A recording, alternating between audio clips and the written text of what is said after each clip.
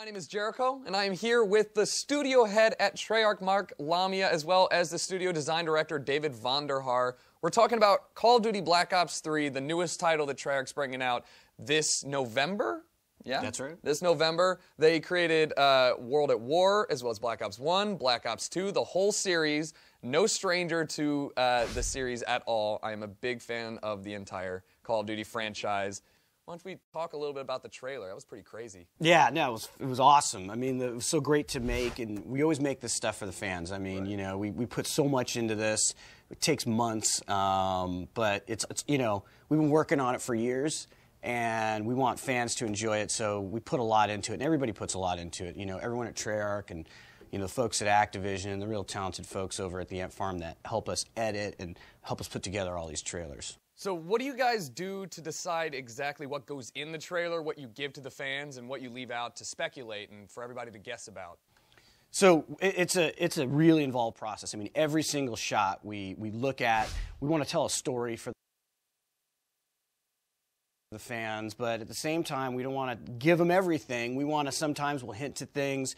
You know, we want to tell them that story. We want them to get involved. We want them to feel it. You know, Black Ops is a dark and gritty and intense universe, and we want to have fun with that. But we also want to leave some stuff on the table. And intentionally on this one, we decided we didn't want to tell everybody the entire story of the game. We wanted to leave something. We just wanted to give them the setup and get them into it and get them into the into the mood of what Black Ops 3 is all about, and then let them spin on it a little bit. Let's look at that for a moment. You said Black Ops 3. Was there ever a time where you weren't going to make Black Ops 3, where maybe we were going to go back in time to some World War II action, or was it always future and pushing the boundaries of realism, kind of like that? So it's interesting you asked a question that way. First off, there was no doubt in our minds. We weren't done with Black Ops 2. I mean, we wanted to make Black Ops 3. We had a story to tell that we were going to continue to tell about the evolution of technology and how that interacts with us in our everyday lives. Vaughn and the team had all kinds of game design and mechanics that they wanted to do that was, that we wanted to make for Black Ops 3. But Black Ops is always, isn't just about a time setting. It never really has been, if you think about it. Mm-hmm. It's about Black Ops and the mindfuckery that goes along with it. Right. So, Black Ops 3 is primarily here set in this future time frame. So just leave it at that. Awesome. Where do you draw the line with the technology that you bring in from outside sources to make Black Ops 3 a realistic future? Where do you see your research coming together to really kind of further the genre and further that kind of futuristic warfare, but not going too far off base so it's believable? So there's a shitload of research that we'll do. I mean, there's our narrative team and our design teams. Like, they'll do all kinds of research on technology, and we become experts on where technology is today, and we'll literally draw a line out in time and ourselves create a timeline about how that technology evolves and how it could plausibly get integrated. Oftentimes, it gets integrated through consumer means.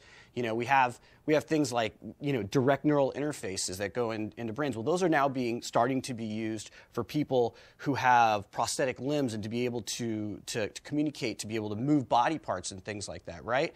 I could easily see that stuff being used to solve real medical problems like Alzheimer's if you had brain implants. But once you start integrating technology in with the human body, it can go in all kinds of different directions, right?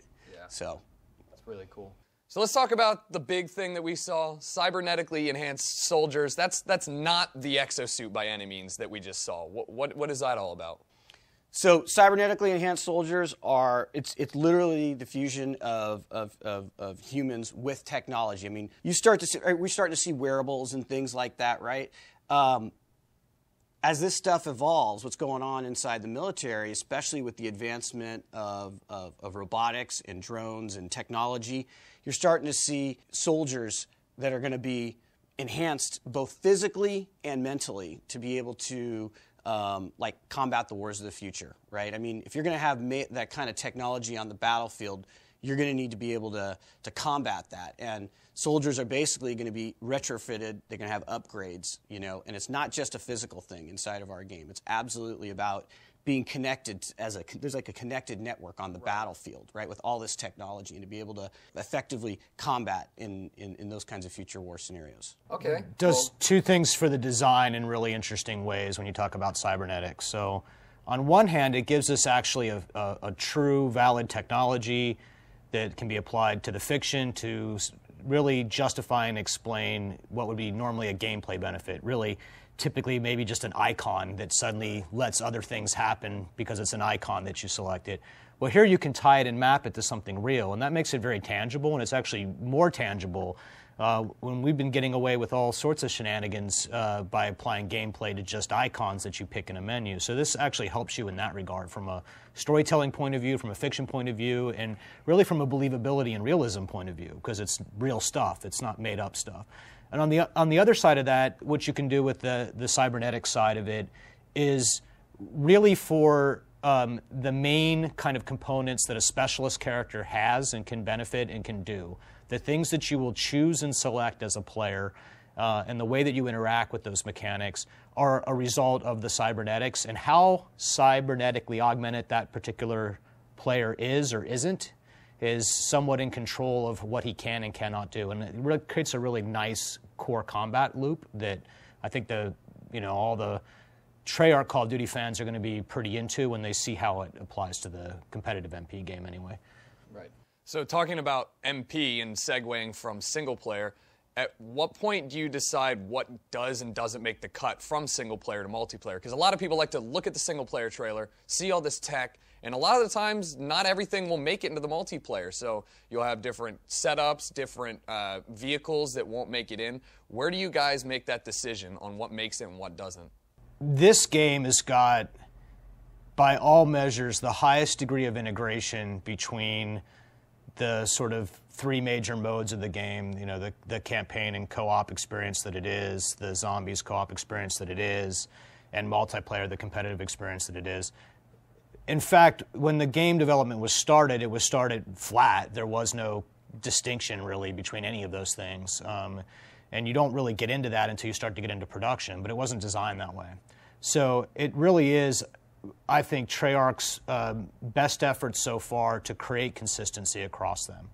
Now, there are things that are not in multiplayer that are in campaign and vice versa. But there's also no hard and fast rules about it whatsoever. So whatever right for the mode, right? Yeah, whatever's right for the mode, whatever makes the most sense. And in fact, this particular game has got things that were designed to go into both. And you'll see that. So you call that a campaign trailer just there. I call it a game trailer, and you'll see why. If there's one thing you guys want to take away from the trailer, is it the movement system? Is it the way the gameplay flows? What is it? Yeah, it's that Black Ops is back. I mean, like, if you love Black Ops 2, you're going to love Black Ops 3. I mean, and it's the one thing that I regret the most about the trailer. It's that you haven't actually had a chance to play it yet, but you will. I regret that. But you will. No, it feels so good. Right. I mean, there's just, and you know what? There's just so much in this game. I mean, the campaign and the multiplayer and the zombies, it's so rich. It's the deepest, it's the biggest game ever in this franchise in terms of just scope and content, and it's and just can't, it's hard to convey all that in a trailer sometimes. I hope they take away and can see just how tightly we wound the combat loop and how intense the game pace is. And when you pick up the control, when you feel it, you'll know right away that this is a very tight, very fast, very fluid feeling game all the way through on both sides and even in zombies. And I think players are going to, really kind of understand where we're going the second they can play it. So you guys had an extra year of development. Usually we were on that 2-year cycle before, and then with the introduction of a third studio, you had that extra year to really tune this game. How did you use that extra year? Because it's been pretty amazing. You made a whole game in 2 years. Now we have this whole extra year. You got 50% more time. What'd you do with it? Well, the Treyarch team, is seriously ambitious. So they used the time to just, they just blew this thing up. Every single part of this game is just huge. I mean, there is so much going into it. All the new gameplay features, takes time to develop those and iterate them. The feel of this game, they labored over that feel of the game until they started building out the environments. They kind of, design, control, and map design, that goes hand in hand, like right from the beginning. I mean, before you start arting stuff up, these guys are just grinding on that and iterating on it. You know, quite simply, you know, if we didn't have this extra year, I don't think we could have made the game that we wanted to make. We needed this time so that we could push literally on every front, like from the co-op and on the campaign to everything Vaughn and team are doing on the multiplayer to this totally like insane zombies mode that we're developing. I mean, how much time do we have to answer this question? Because this first year, you got a next-gen game, and you've got a tool and set up for that, and that takes a lot of energy and effort to be ready to pump this kind of quality and fidelity and get the engine ready, taking apart entire sections of it and putting them back together to make sure that makes sense. And then we also did a lot of structural work just as a studio to try to put the studio in the best place it could be to make that game, and that takes a long time too organizationally. So I mean, there is a laundry list of things that we spent in that first year of development, and we were doing that while we were trying to figure out what kind of game we wanted to make. So all that goes hand in hand. Yeah. You talked about building the level design around the movement in the game, which a lot of people feel is extremely important. A lot of times you see companies using the single-player maps and rehashing them for multiplayer game modes. And how important is that to use the game's mechanism and of movement to fine-tune the map to really bring the best multiplayer experience and single-player experience as well? So lanes, lanes, lanes, frame, frame, frame. Right? That's the saying. So we keep the player in frame, we keep him on a lane, and that way you can control the engagements, because it doesn't matter what kind of movement you have if you can't get into a good head-on-head fight, right, if you don't win the fight because you have the better gun skill. These are Treyarch DNA. This is Treyarch mantra. This is Treyarch design philosophy. I mean, we do not mess with this stuff. So you know, we could do any sort of motion system, any kind of new core movement mechanic, and those rules are fundamental and they wouldn't change, and they still apply here. Hey, we're The Race, the team that races to max prestige every year on Twitch when the new Call of Duty launches. So now that you've seen the incredible Black Ops 3 reveal trailer, click the Race to E3 button over on the left side of the page. You get a chance to win a trip to E3 2015, as well as be one of the first people in the world to play Black Ops 3 multiplayer alongside us. Enter now! Hey guys. We're back. If you're just joining us again, still here with Von der Haar as well as Mark Lamia, studio head Mark Lamia. And Von, we are going to probably talk about a little bit about multiplayer and competitive. With the Twitch audience, a lot of these guys really focusing on multiplayer. It's the core of the game. How do you keep the game fresh and keep multiplayer interesting for these people after Black Ops 1, Black Ops 2? Do you continue that, or are you reinventing the gameplay significantly? What's the deal? Well, man, it's just a laundry list of things to talk about when it comes to the competitive side of things. And very macro level, we're going to go and do probably a really big deep dive on this a little later in the year about what the competitive agenda is specifically. I have a lot of stuff to tell you about that. But look, Fast and Furious gameplay requires a good competitive bent. People give me a hard time internally because they say, well, you know, was it fun? And I said, well, was it balanced? And if it's balanced, it'll be fun. And I believe that, and it's in my heart, and I catch a little slack for it sometimes. It has to be a competitive game. I think there's going to be things in here that the super competitive folks find really appealing. I think there's going to be stuff in here that the casual competitive folks find appealing. It's a big audience. There's a lot of players. They all want something a little bit different out of the game. You know, you have to think about that really carefully to try to figure out which areas you push into. And in the case of Black Ops 3, you push in both areas really hard, and that's exactly what happened. From Black Ops 2 to Black Ops 3, what are the main core components that you've brought from the last-gen title to the next-gen title? Because you have all this new hardware available, you have all this new technology. What core components did you keep that everybody's going to be happy to see in Black Ops 3? So look, I mean, you have to take it almost by mode, by game that we make, right? Because you're getting 3 games here. So on the campaign side, look, you're going to get like that epic, cinematic, you know, insane action thrill experience that that really I think Call of Duty delivers better than anybody. But the difference this time around is obviously it's co-op. You've got all these abilities on your cyber soldier that you can actually use that has a gameplay component. And then we've integrated open area designs. I mean, you're not always on the rails with this one, man. It's like sometimes you have those cinematic experiences and we're trying to tell you some story and some narrative, and then we'll just open it up. And you can tackle that whole engagement any way you want. I mean, you could tackle it by yourself playing it solo, or you can play with up to 4 players. And there's just stuff going on everywhere. And we had to develop an entirely new AI system for Call of Duty for this game. It couldn't take it. You know, it's one of the things we did with taking with that extra year is an entirely new AI system from the ground up. You know, I'll let Vaughn tackle multiplayer in a second, but on the zombies front, you know, I'm not going to get into too much the zombies right now because I got, like, we're going to roll this out this year. You guys are going to love it. But, like, it's a totally new zombies experience, but everything, like, if you love Treyarch's zombies, you're going to love what we've got.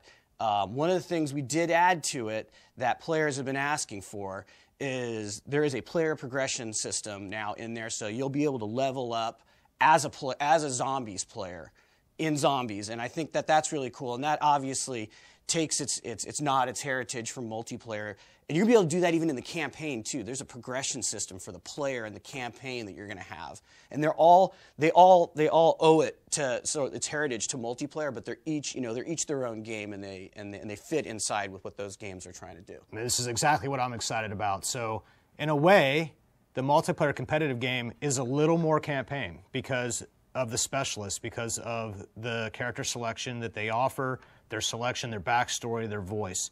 Multiplayer's got its influence there. And campaign, the co-op campaign has its influence from the multiplayer sandbox side of things and being able to take a different setup and have that change the way that you actually play any particular level. So these things are merging, right? And it's all online, which as an online guy is the best thing in the world for me. And that's what makes this game sort of push above and beyond where Black Ops 2 was, where campaign was not multiplayer, and multiplayer was definitely not campaign, and zombies sit squarely in the middle, and now each of them sort of draws from each other, and I think that fans are going to be able to move through these things in the same way. I mean, they're not even the same executable, it's just one game. The menuing system, the navigation, the lobby, the flow back and forth, all of this has been unified, right? This is how we spent a lot of time. Yeah, man, when you do a stream on this game, you're going to be like, hey, what do you want to do now? Okay, let's play a little zombies. And you're going to play some zombies, and you're going to be like, dude, let's go play this level co-op together in the campaign. I've got all these new abilities that I didn't even have when I played it the last time, and go in and play it. And you can play it differently, and you're going to be like, dude, let's go in and play some multiplayer. And as a group, you're going to be able to hang together and seamlessly move in between each of these 3 games. By design. By design. Previously, you would talk to somebody and they'd say, "Oh, I'm not a campaign player. I'm not a zombies player," you know. And now you're saying this is a joined effort. There's very much you're not a zombies or a campaign or a multiplayer player. You're just a player of the game. Player Black. So I think the thing that was one of the interesting epiphanies we had was learning out of Black Ops 2. We used to kind of think of it that way too. It's like, there's zombies people and there's multiplayer people, but you know that's bullshit. Right. You play both, right? Right. Well, it was real bullshit, man. I'm telling you, we saw the stats, and we're seeing like upwards of like 30% of the people in a single session, a couple of years after Black Ops coming out, playing both zombies and multiplayer in the same session. And I think that was a real epiphany for us. We're like, man, these people, like, you know, they're enjoying the entire game as an experience, and they're having different experiences. And I think that's part of what has kept Black Ops so strong for so many years, is that people are enjoying it. And we just wanted to make it super easy, super simple, and allow people to just get together and play and enjoy the entire game. Look, play what makes you happy. If you don't want to play some other part, that's totally fine. But if you want to, then it's on us to make sure that you can do that simply and easily. And there's no requirement. So when you play multiplayer competitively, there's nothing required by playing the campaign game to, say, advance in the progression systems for multiplayer and vice versa, right? So, but the exposure of that, what your campaign level is, what your zombies level is, what your multiplayer level, all that's together, so people can kind of understand the totality of your identity as a Call of Duty Black Ops 3 player. And, you know, that's just smart design, really. Why don't we take a look at some of the things that I noticed during that trailer that a lot of people who are longtime fans might be extremely happy to see. most notably the return of Gore. I saw a lot of blood going on right there, and as a player, I think that's a fun little part that a lot of games kind of miss out on. You guys brought a little bit more into this game, a little bit more realism. What helped that decision get made? What was important to us is, you take out somebody, you get that impact, you see it, on zombies.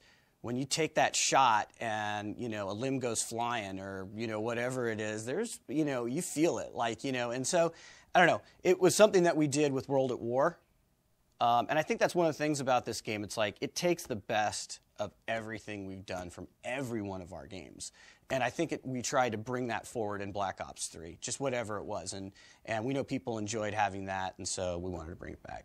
Satisfaction, right? The satisfaction and feedback loop. So from a design point of view, if you're rocking around with a particular specialist and you put somebody down, you need to know, and you need to understand it, and one way to do that is to explode them into tiny chunks and bits. Hey, we're The Race, the team that races to max prestige every year on Twitch when the new Call of Duty launches. So now that you've seen the incredible Black Ops 3 reveal trailer, click the Race to E3 button over on the left side of the page. You get a chance to win a trip to E3 2015, as well as be one of the first people in the world to play Black Ops 3 multiplayer alongside us. Enter now! Hey guys. Welcome back, guys. Still with Mark Lamia and David Vonderhaar. Let's get off of the hardcore nitty-gritty stuff about making this game and more into the personal anecdotal side of things. Is there anything that happened during this game that really stuck out to you guys? You know what? I think the thing about the anecdotes about this game have to do with us as a studio coming together to make this game and really just saying, we always set out to make the best game that we've ever made, but I think this time we had the time to actually completely restructure our studio and try some things and, not have to be on this production schedule where this game's coming out so quickly. And we trashed some ideas. I mean, we really prototyped hard and we iterated deeply on this game, and it was pretty intense. I'd be like, I remember getting some milestones and just being like, so is Vaughn like? Well, I was like, what the fuck is this? And then I was like, does Vaughn like this? And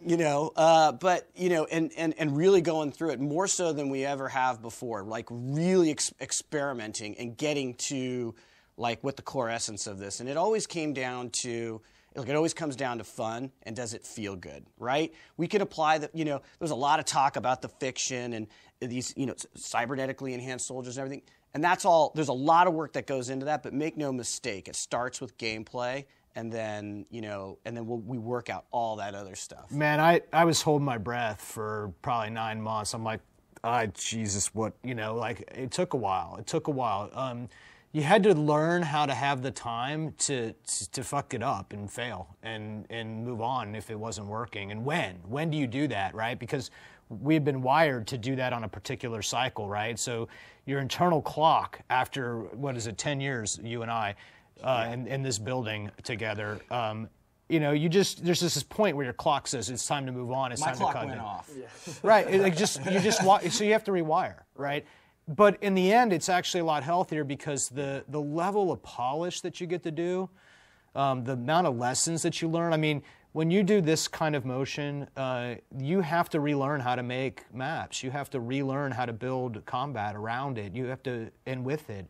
And, anecdotally, it was scary at points. Yeah. I mean, when you talk about, when I was working with the campaign team, it was before we were trying to, script particular gameplay moments that would be totally awesome and fun to play. And when we made this new AI system, we were writing script to contain the AI because it was too smart. And sometimes, by the way, that may not actually be fun. It's like, man, if you're pelting somebody and they're just hanging out behind cover the whole time, that's actually pretty smart. But it's not really fun after a while too. So we actually had to rethink how we were making the campaign for co-op. How to integrate this entirely new awesome movement system that Vaughn and his team had developed, across the game modes. It's a lot of stuff. Yeah, from a game perspective, right? Not a multiplayer perspective. So a lot of everything we were doing in the first year and even a year and a half really was not for any particular part. It was for the game. And I mean, I personally spent time in this room that we're in now, you know, working on something that's not in the game. But if we hadn't have done that, we would not have known what to do and not do. And you have to learn how to do that stuff. And you know, I think that stuff will find its way, and if it hasn't already kind of influenced the game in other ways. But I don't think I've ever worked on something for so long that just we don't have as we knew it then, right? So I think that's okay, though. And then thank God that anecdotally we had the opportunity to do that and learn. So you talked about taking risks, and there were just things that did not make the cut, things that just did not make it into the game. Do you have any examples of things that, you know, Vaughn said he was working on something for a while and he just ended up not having it? Do you have any examples of those things? Yeah, most of Vaughn's work early on in this game I cut. It's funny because it's true. Yeah, we tried all kinds of stuff. I mean, I'll get anecdotally on the campaign side, but to get the right formula that we wanted for what a campaign game would be, it's like we took it the entire, you know, we go to one side of the spectrum. We'll do this a lot in design where we will just go to an extreme. And so we had to work on that to get that right balance between making sure we have something that feels cinematic and epic and you can do narrative and it can have variety because players just, you know, they play each level. They want it to feel different, right? And then, but we also wanted, but it was so fun to have some of those open-ended area gameplay. And on top of that, with all the new mechanics that we wanted to bring in. And so, yeah, we had to cut stuff on that front and bring things forward on this front. You know, it really was an iterative process getting where we got to. And what we did is we struck this beautiful balance between everything you love about Call of Duty, but everything, you know, you wished Call of Duty had, you know, in its campaign after you'd been playing it for a while. And I really think we got a really nice balance for players that they haven't experienced before. There's two things we do a lot of. And this time around, because of the extra time, you have the opportunity to do them really well and invest in them really heavily. And if you hadn't have pegged the meter, if you hadn't opened up the game world entirely, if you had not done that, then you cannot build the systems that allows you to really change the way that you play based on how you're loaded out and equipped and what things you select, you know, other than just a gun. So those things become the other things. You don't know it at the time, right? At the time, it just feels like, oh my God, that's not working. But it's later that you realize that you go from there. The other thing that we do, which always drives me absolutely crazy, but is still the absolute right thing to do every time, is we actually just almost take the entire game away. We'll like pull the whole game apart, right? We'll be like, let's just go see if anybody misses this really important feature that we've had for years for a while, and we'll put it over to the side and we'll turn it off. And I'm going, oh my God, oh my God, oh my God, what are we doing? What are we doing? What are we doing? And then you realize actually not important, or oh my God, that's really important, right? And when you've worked on the game franchise as long as we have, right, you really got to make sure that you look at those things quite carefully. You really got to ensure that you understand what's actually truly important and what's not truly important about how the game plays and how the game feels and how the combat loop works. And you cannot do that by just keeping everything in the game that's ever existed in the game for all of eternity for 10 plus years, right? So that's why you take the whole thing apart. That's why you leave entire sections out of it for not weeks, but months at a time. And it's scary, as you know what, and but in the end, you learn what's really important so that you can craft the experience that you're trying to craft with this one. Hey, we're The Race, the team that races to max prestige every year on Twitch when the new Call of Duty launches. So now that you've seen the incredible Black Ops 3 reveal trailer, click the Race to E3 button over on the left side of the page. You get a chance to win a trip to E3 2015, as well as be one of the first people in the world to play Black Ops 3 multiplayer alongside us. Enter now! Hey guys. All right, let's jump back into it. You guys were talking about specialists. I heard you say it a few times. What is that? What is it about?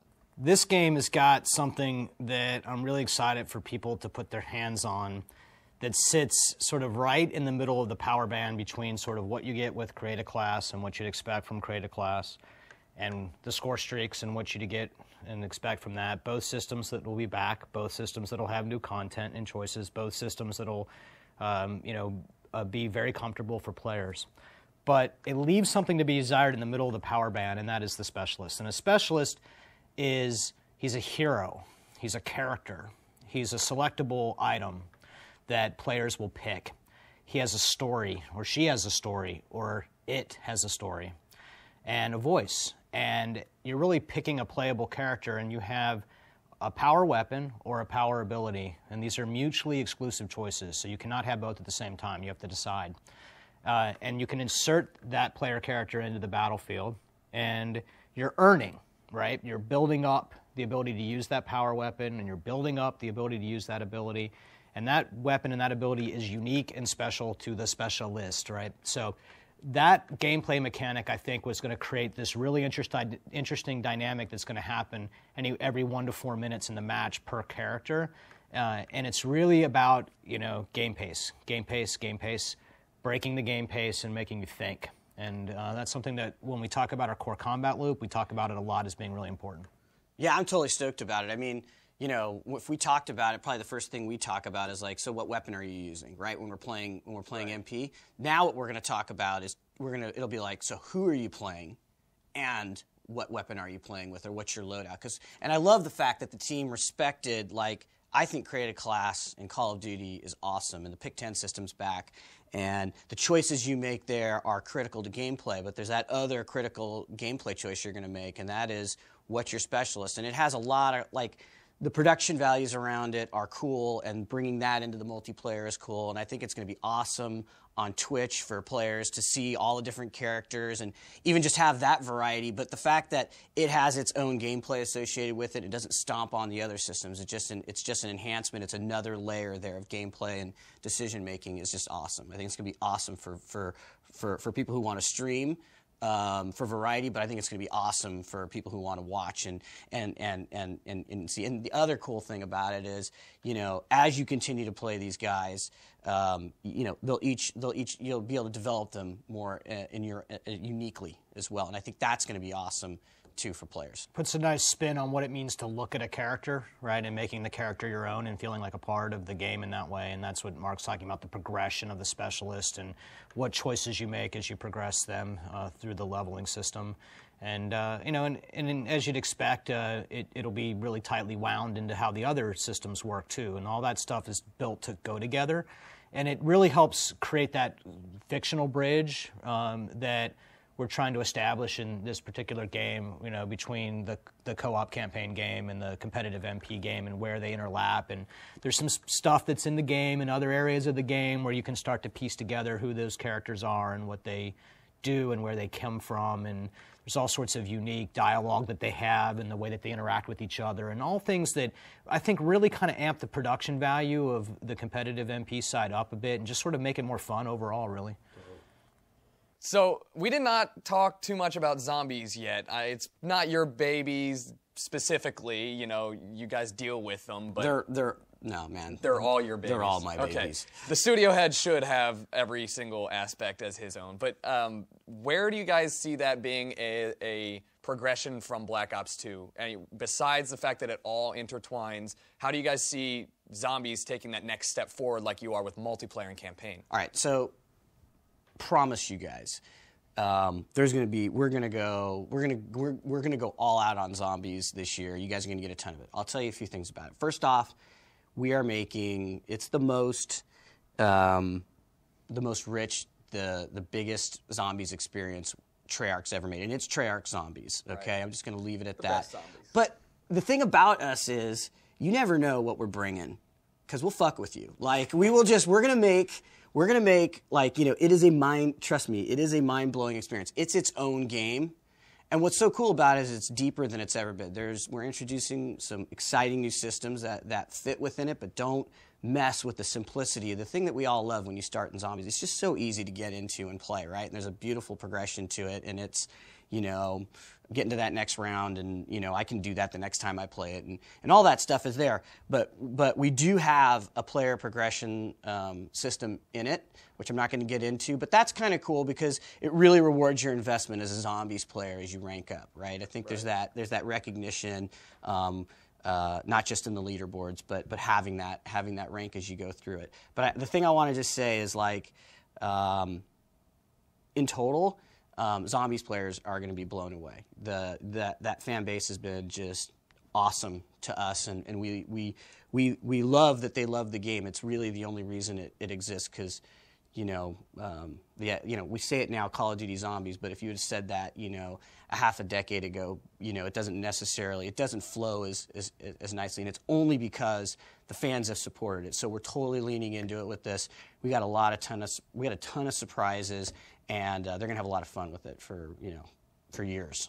How are we looking at weapons now? In multiplayer and single player, are we just introducing more new fictional weapons, or is it the same system? What's going on with weapons this time? Vaughn? You pointed at me. Guns, guns, guns, right? So, look, we have the most talented weapon artist on the planet. And the way to deal with weapons in this game is with this feature that we call the gunsmith. So the gunsmith has 3 major components to it. So first off, let's talk about camos. You know about camos. We've used them before in the progression system. They're actually really important. We have usually 2 types of camos that we do. We usually have the sort of core, military-style camos, and we have the kind of more fun camos. And then beyond that, we get into golds and diamonds and all the kind of fancy, rush to kind of figure out what hidden camo exists in the game. There's no hidden camos in this game. So this game, on top of the gunsmith, lets you paint the gun. So this is a type of camo editor, or in layman's terms, emblem editing for weapons, right? So you're actually you're putting decals on guns, and you're painting it the way that you want. You're applying material surfaces and properties to it, right? So that lets you sort of stack that with the camo in interesting ways to create unique designs. So, one can imagine the Jericho-style, Twitch banner ad or art right on his weapon, advertising in first person the whole time. Is that a thing I can do? That's a thing you can do. Oh my God. So the last part of the gunsmith story is what we call the attachment variants. So you've seen attachments before. Black Ops 2, we started to visualize attachments. As you know, from a gameplay point of view, we rip perks up, we put them in the attachment system. That helps with gun tuning. But this game also has what we call the variant attachment. So this is about how the attachment looks. So every attachment in the game offers gameplay like you'd expect, but then there are variant versions of it that are cosmetic in nature. So these are designed to modify the look of the weapon. So you take your camo, you take your paint job, you take whatever variant attachments that you have managed to unlock, you combine them together inside of the gunsmith, and you can save and name it as a variant. You can load that variant and create a class and play with it, and then you can also sort of, socialize that weapon so that people can see your particular creation. So, the thing that I love about the gunsmith is I can build my weapon. I mean, you get your stock, and then you're adding on your attachments, and I literally, in the gunsmith, can build the weapon that I want. It's fucking awesome. And then, what Vaughn was saying is, at that point, then you can, if you want, you can totally personalize it and customize it. I mean, it's your weapon, man. This is my weapon. This is my gun. This is it. This is the feature. This is one of the features I'm most excited about, because the weapons are just shit hot. They look awesome just as is, and then you can personalize it and you can build it out. It's just sick. I mean, you can add twice as many attachments as you've ever been able to. So in your pick 10, you could be you could add up, in Black Ops 2, we could add up to 3 attachments, right? Boom, you want a 4th? That's fine. You could do that. You want to go 5? You can do it. You want to go 6? You can do it. But dude, you're out. You've used all your wild cards, you've used all your attachments, but man, you got this this awesome weapon. It's just awesome, right? It's just so, and so I think the amount of combinations of weapons and that you will personalize to your play style is awesome. And it's of course, it's always a trade-off with whatever else you want to, with whatever gadgets or grenades or anything else that you might not be able to take, or secondaries. All that stuff is still in play, but just the variety of weapons and the way you can build it out is just awesome inside there. That is the single most exciting thing I've heard in a while from a longtime Call of Duty fan. Customization has always been something that everybody's excited about. You wanted to get that Red Tiger camo. You wanted to have your gun be the special one. And with the emblem editor in Black Ops 2, you had that extra little bit so you could actually see, I killed you with your own weapon. That hurts. That hurts. Now my neon pink and green camo weapon is truly my weapon. That's really exciting. It seems like customization is huge this year, especially for you guys. Is that just the tip of the iceberg, or is there more customization, character customization? Well, what's cool is, you know what? You can do that in the campaign and in multiplayer as not well. just limited. That's right. This is a game feature. That's insane. That's awesome. Yeah. I stream, I make YouTube videos. A lot of the time, I don't have my recording device on me, or it's not recording at that moment. Help me out. What happens if I miss my moment? Are we good with theater mode? Dude, are you at Treyarch? Yeah, yeah, I'm at Treyarch. All right. Okay. Well, we'll just leave it at that. All right. Hey, we're The Race, the team that races to max prestige every year on Twitch when the new Call of Duty launches. So now that you've seen the incredible Black Ops 3 reveal trailer, click the Race to E3 button over on the left side of the page. You get a chance to win a trip to E3 2015, as well as be one of the first people in the world to play Black Ops 3 multiplayer alongside us. Enter now! Hey, guys. You guys are really kicking ass this year with the whole brand new Black Ops 3 developmental cycle. You got an extra year and all that stuff. And as we get close to E3, you guys have some announcements. I'm going to be there. We're going to bring some of these viewers here. What do you guys got for us at E3? Yeah, I'm totally stoked about E3. For the first time ever in the franchise, we're bringing multiplayer to E3 for like on the show floor. It's going to be awesome. I mean, and I think that's the thing about this game. It's like you got to get your hands on this game. It feels so good. And we know that not everyone can make it to E3. Right. So for the first time in 7 years since we did it on World at War, for the fans, we're gonna have a multiplayer beta. And I'm going to drive Vaughn crazy with that. But like, it's just awesome. Look, we believe that you need to play. Let's get going. We're going to put the game in your hands as soon as we can. So we're totally stoked that fans are going to get to play the game before it launches. And, you know, you'll help me out, actually, when you do. Yeah, you guys are going to take a lot of the feedback from beta and use that as a way to fine-tune the game even more. It's been one of the biggest things we've all asked for is let us play the game early, please. We all want to. It's exciting, right? Yeah, I mean, we can get a lot of valid data out of a beta that'd be early enough in the cycle where there's still time to make adjustments for, you know, actual launch, and then certainly post-launch, you know, that we don't quit after the game goes out. We keep working for a long time.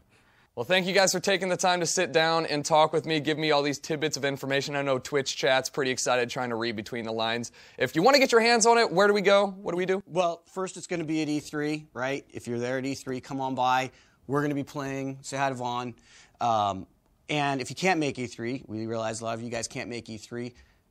You can get in on the beta if you pre-order the game, and we'll be bringing that to you guys later this year. Awesome. I'm extremely excited, and as you all know, you will also get to see multiplayer revealed at E3, and The Race will be streaming it as well for the first time. So get excited, and thanks, guys. Appreciate it.